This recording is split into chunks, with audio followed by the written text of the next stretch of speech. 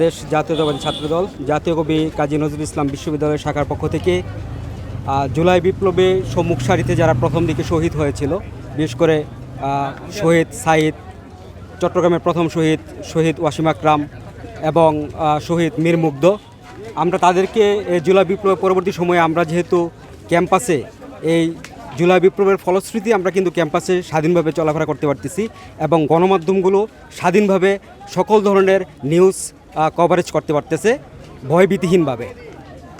যে কারণে আমরা চাচ্ছি যে বিশ্ববিদ্যালয়ে যারা পরীক্ষা দিতে আসছে এবং আমরা যারা পড়ালেখা করি, তারা এই জুলাই বিপ্লবে আত্মত্যাগ যারা দিয়েছে, যারা শহীদ হয়েছে এবং যারা আহত হয়েছে, তাদেরকে স্মরণ রাখার জন্য আমরা শহীদ এবং আহতদের পক্ষ থেকে তাদের স্মরণে আমরা আগত পরীক্ষার্থী এবং তাদের অভিভাবকদের মাঝে সকাল থেকে পানি বিতরণে ব্যস্ত ছিলাম। পানির নামটা মূলত দিয়েছি মুগ্ধ।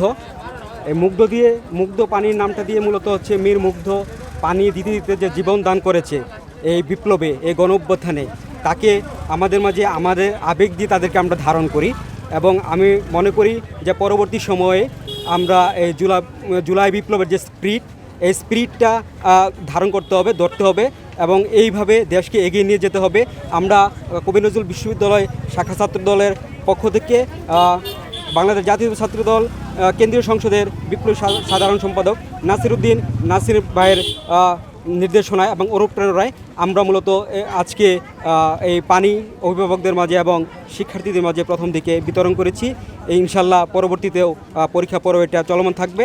এছাড়া আমাদের ছাত্রদলের ওইখানে হচ্ছে মোবাইল রাখা হচ্ছে এবং কলম বিতরণ করা হচ্ছে শিক্ষার্থীদের মাঝে।